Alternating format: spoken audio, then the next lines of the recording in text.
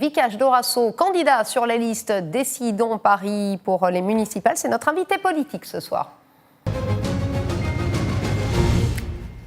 Bonsoir Vikash Dorasso, merci d'être avec nous en direct sur RT France. Le dossier des retraites avec les négociations qui ont repris aujourd'hui. Édouard Philippe qui propose de réunir les partenaires sociaux vendredi à Matignon pour discuter de la fameuse conférence de financement que souhaite la CFDT. La CGT qui reste toujours campée, elle, sur ses positions et demande le retrait total du projet. Comment vous voyez la sortie de crise? Ou est-ce que déjà vous l'entrevoyez? Moi, je suis la CGT qui appelle à la grève, à généraliser la grève, à ce que toutes les professions rejoignent ce mouvement de grève. Et moi, je veux, et la CGT aussi, et les grévistes sur les piquets de grève veulent le retrait total de cette réforme qui est une réforme injuste et inégalitaire. Ça veut dire grève générale, ça veut dire qu'on bloque le pays totalement. Il n'y a que par cette manière-là, vous pensez il faut forcer Macron. Jusqu'à présent, il y a eu des grèves assez suivies. Il faut le forcer à retirer cette réforme qui est vraiment mauvaise. Donc il faut vraiment se mobiliser très fortement et bloquer le pays. Oui, les grévistes appellent aussi les étudiants, les enseignants, les raffineries aussi à rejoindre cette grève de demain. Alors, les raffineries, c'est bien parti, puisque, sauf erreur de ma part, il y en a 8 sur 8 en région parisienne, la Île-de-France en tout cas, qui sont bloquées ce soir. Le gouvernement qui nous dit clairement le blocage des raffineries n'est pas légal. La grève est légale, mais pas le blocage des raffineries. Oui, alors, vous leur répondez quoi? C'est ce que dit le gouvernement. Évidemment, ils vont peut-être employer la force. Je l'ai déjà vu sur les piquets de grève. Alors, quand on est là, nous, élus ou candidats, c'est beaucoup plus soft, mais il y a des piquets de grève où il y a des violences, où les policiers utilisent la force et gazent les grévistes. Donc voilà, évidemment, le gouvernement va utiliser tous les moyens pour affaiblir le mouvement, mais je peux vous dire que les grévistes sont déterminés, convaincus, et ils iront jusqu'au bout, jusqu'au retrait total de cette réforme. Mais tout de même, quand on bloque un pays, il y a aussi ceux qui ont le droit de ne pas faire grève. Il y a peut-être même des gens qui sont pour cette réforme. Est-ce que voilà, ils ne sont pas otages de ceux qui sont contre? Est-ce que ça ne vous pose pas un problème, ça? Tout le monde est otage de la réforme, en fait. Tout le monde va payer les pots cassés. Tout le monde va avoir une retraite qui va diminuer. Les derniers sondages sont toujours favorables et l'opinion soutient la grève. Donc le gouvernement nous fait croire que c'est faux, que l'opinion publique commence à ne plus suivre cette grève. Non, c'est pas vrai. On est fort, on est costaud, on est nombreux. On va faire plier ce gouvernement qui va devoir retirer cette réforme. Alors c'est vrai que la majorité des Français sont contre ce projet de réforme. 44% soutiennent les grévistes. C'est un chiffre, vous le savez, qui est tout de même en baisse. Oui. Moins 7 points par rapport à décembre. Ça veut dire quoi selon vous? Ça veut dire que la stratégie justement du pourrissement. Oui, mais du blocage aussi de certains peut-être syndicats. Vous dites la CGT, est-ce que c'est une bonne stratégie selon vous? Mais oui, c'est une bonne stratégie puisque cette contre-réforme, elle est grave pour toute la France, pour tous les travailleurs. Moi, je pense évidemment à mon père. Quand je pense à cette retraite, il y a Nicolas Sarkozy qui disait travailler plus pour gagner plus. Mon père qui a travaillé toute sa vie, qui est mort avec beaucoup d'amiante dans le corps, qui a eu une retraite de misère. Un jour, il m'a dit « Vikash, moi, j'aurais aimé travailler moins pour gagner plus. Et aujourd'hui, il va falloir travailler plus pour gagner moins. » Et c'est ce que promet cette réforme de Macron qui est injuste. Et en plus, la réforme, elle est pourquoi? Pour enrichir encore plus des gens qui sont déjà riches. Moi, je pense à BlackRock, oui. Ce fonds de pension américain qui brasse des milliards et qui va récupérer toutes les retraites. Il va falloir être riche pour pouvoir assurer et bien vieillir dans ce pays. Alors effectivement, BlackRock, c'est un peu votre cheval de bataille. Plusieurs dizaines de manifestants ont envahi l'immeuble qui abrite les bureaux de BlackRock. Pourquoi vous en voulez à ce point-là, effectivement, à cette entreprise? BlackRock, c'est un fonds de pension qui va récupérer toutes les retraites par capitalisation. Voilà, aujourd'hui, on va casser notre service public, nos retraites qui protégeaient les Français et qui ont été gagnées au prix de grandes luttes. On va le donner au privé. Et c'est BlackRock et d'autres qui vont s'enrichir parce qu'il va falloir avoir de l'argent, payer cher pour pouvoir se protéger, pour pouvoir bien vieillir. Alors la France insoumise, elle a présenté un contre-projet, l'âge légal notamment à 60 ans, un taux plein pour une carrière complète, annuité ramenée à 40 ans, reconnaissance de la pénibilité étendue, je ne vais pas tous oui, il y a 10 années, reprendre aussi sur les 10 meilleures années et non sur les 25 meilleures années. Voilà, c'est important.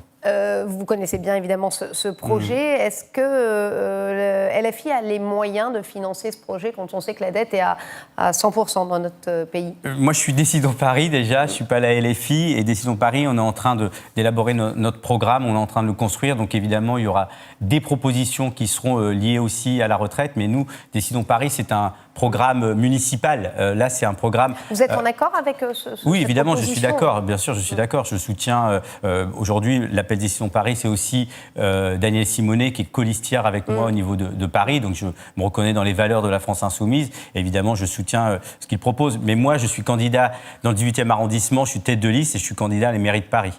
Mais justement, sur cette question du financement, comment finance-t-on ça avec la démographie qu'on a, puisque vous soutenez ce projet? Juste un exemple, aujourd'hui, Macron, c'est le président des riches. Il a pris aux pauvres pour donner aux riches. Il a baissé de 5 milliards l'ISF. Il a retiré. Alors déjà, si Macron remet l'ISF, ce serait déjà un bon début pour pouvoir partager de nouveau et faire participer les plus riches à la solidarité. Ça serait déjà Vous savez un que ça ne va pas régler le problème des retraites. Oui, mais c'est important qu'il fasse ça. Il prend aux pauvres, il donne aux riches, il fait ça sans arrêt. Donc maintenant, il faut que ça arrête. Les APL, c'est la même chose. Il a retiré les APL aux plus faibles. C'est encore les plus faibles qui vont payer. Et c'est eux qui vont souffrir de cette réforme. Donc il faut que Macron aussi arrête. La SNCF qui perd 600 millions d'euros, les commerçants qui affichent jusqu'à moins 60% de leur chiffre d'affaires pendant les fêtes, c'est quelque chose auquel vous êtes sensible? Oui, je suis évidemment sensible, mais beaucoup de commerçants parisiens, c'est toujours la même chose. On oppose les mêmes catégories sociales, les gens du même niveau. On oppose des petites retraites aux petites retraites. On oppose les vieux aux jeunes. Les commerçants, c'est souvent des petits commerçants. Oui, mais c'est parce qu'en fait Macron a imposé cette réforme qui est injuste que les gens sont dans la rue et eux aussi vont souffrir de ce qui se passe et de ce que fait Macron. Mais évidemment, ce combat-là, il est important pour l'avenir. C'est peut-être une semaine, 2 semaines, 1 mois à tenir pour l'avenir de tout le monde, de tout le pays, et notamment des plus jeunes qui vont arriver. Les commerçants, justement, c'est à l'État de trouver une solution, comme le dit Anne Hidalgo. Vous êtes d'accord avec ça? J'ai pas envie de réagir sur les propos d'Anne Hidalgo. En tout cas, elle a l'habitude de renvoyer beaucoup des problèmes des Parisiens à l'État.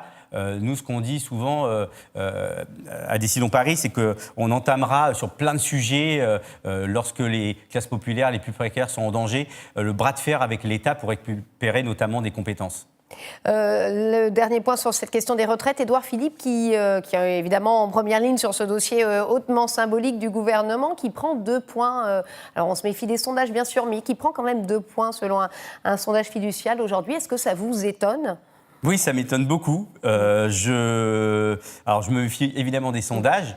Moi, je pense que là, vraiment, ce que fait le gouvernement est inacceptable. Il n'entend pas la rue, il n'entend pas la contestation des grévistes, du peuple, des gens qui souffrent. Je veux dire, moi, j'étais sur le piquet de grève l'autre fois. C'est des gens qui ont des petits salaires, qui se battent pour avoir un peu mieux. Et on est en train de les rendre encore plus fragiles qu'avant. Donc, évidemment, s'il continue, je pense que le gouvernement Macron et aussi Édouard Philippe vont dans le mur.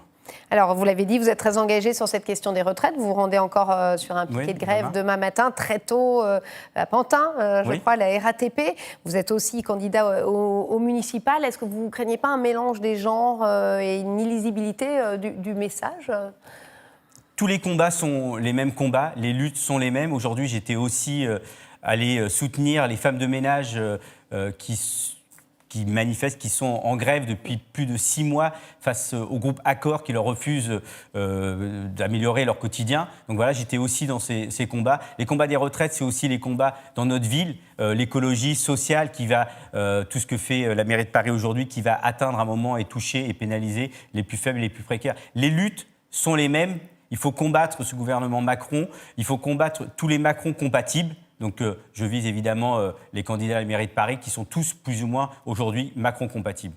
Alors vous soutenez notamment dans votre programme la réquisition des logements vides à Paris. Est-ce que c'est pour justement dénoncer la crise du logement ? C'est pourtant Yann Brossard, celui qui s'occupe du logement et au PCF. Il n'a pas un bon bilan selon vous, Yann Brossard ? Yann Brossard, il fait partie de la majorité. Alors tout n'est pas jeté de son côté, mais en même temps... il valide plein de mesures prises par Anne Hidalgo. Aujourd'hui, 12 000 personnes quittent Paris chaque année. pratiquement. L'immobilier a flambé, la spéculation a flambé. On va continuer à construire, à bétonner notre ville. Dans le 18e arrondissement, il y a un endroit qui s'appelle la Friche Ordonnaire où les habitants demandent un parc. Ils ne demandent pas ni le Camp Nou, ni le Stade de France, ils demandent juste un parc. Et bien, la mairie de Paris va construire des logements, des bureaux, un centre commercial et un MK2. Et rien pour les habitants. Mais donc, c'est plutôt bien des logements, c'est ce qui manque Non, dans le 18e arrondissement, vous savez, c'est un des arrondissements où il y a le moins d'espace vert. Les habitants demandent un espace vert. On n'a pas besoin de construction parce que cette construction ne va pas être tournée vers les habitants. Elle va être tournée vers des gens qui vont arriver, qui vont gentrifier cet espace, qui vont faire évidemment grimper le prix de l'immobilier, qui vont chasser les populations qui sont autour. Moi, je pense qu'il faudrait surtout s'occuper de ce qui se passe déjà là. Il y a des gens qui habitent là, qui ont besoin qu'on prenne soin d'eux, qu'on leur apporte un parc, parce que ça, c'est très important et c'est ce qu'ils demandent aujourd'hui. Et puis, faut savoir que le 18e arrondissement, c'est l'endroit où il y a le moins d'espace vert. C'est moins d'1 mètre carré par habitant. C'est aussi un des arrondissements où il y a le moins d'espace vert par rapport aux autres arrondissements de Paris. Alors, si votre parti remporte la mairie de son arrondissement, pour qui allez-vous voter ce vote final entre Anne Hidalgo, Rachida Dati, Benjamin Griveaux, Cédric Villani? On a peine à croire qu'il y a un de vos candidats dans cette liste. Vous êtes satisfait? Alors déjà, on verra, pourquoi pas, on y sera peut-être. En tout cas, nous, on croit fortement à la victoire et on va tout faire pour. Et puis, c'est quoi le chiffre que vous espérez, le score? Je ne sais pas. En tout cas, moi, j'espère gagner dans le 18e. Je sais que Sarah Legrain ou Daniel Simonet, Pépita Card dans le 11e vont essayer de faire le maximum. Et on va tous essayer de faire le maximum. Et puis, c'est vrai qu'on a commencé à réfléchir à cette question qui va arriver très vite. On est une démarche municipaliste. C'est les citoyens, les citoyennes qui reprennent le pouvoir et on va discuter tous ensemble pour savoir quelle est la bonne stratégie à adopter. Un petit mot pour la fin sur une des actualités aussi. On attend beaucoup la conférence de presse de Carlos Ghosn jeudi. Quelle est votre réaction par rapport à cette fuite? C'est exactement pour ça que je me présente à la mairie de Paris et dans le 18e arrondissement. Carlos Ghosn, c'est une personne qui a fait exactement les mêmes études, qui a étudié en France, il a fait Polytechnique, il a fait l'école des mines. Et c'est ce monde que je combats, ce monde qui se protège, le monde des puissants, le monde des politiques, des grands patrons, qui a permis à Carlos Ghosn, parce qu'ils sont très riches, très puissants, de s'évader, de se retrouver au Liban. Et c'est ça que je combats, c'est pour ça que je me présente, pour changer ce paysage politique. Il faut savoir que ce qui se passe à l'international avec Carlos Ghosn, c'est la même chose en France au niveau national et au niveau municipal dans le 18e, c'est la même chose. C'est des gens qui ont tous fait les mêmes écoles, qui se ressemblent, qui se battent pour leurs propres intérêts et pas pour les intérêts des habitants. Vous pensez qu'il a été aidé par les Français parce que... En tout cas, s'il n'avait pas été riche, il n'aurait pas pu s'évader. Il a fait exactement les mêmes écoles. Dernièrement, j'ai entendu certains politiques prendre la parole à son sujet et dire que s'il qu'il venait en France, il ne serait pas inquiété. Mais ça, c'est pour des raisons légales, parce que tout simplement, la France n'a pas d'accord d'extradition avec le Japon. Pendant que Carlos Ghosn s'évade, aujourd'hui, il y a Cédric, un père de famille, qui a été contrôlé, c'était hier, il a été contrôlé et il en est mort. La police française a tué un père de famille. Et lui, Carlos Ghosn, grâce à son argent, il peut s'évader d'une prison et d'échapper à la justice. Merci beaucoup, Vikash Dorasso, candidat sur la liste Décidons Paris, d'avoir été avec nous.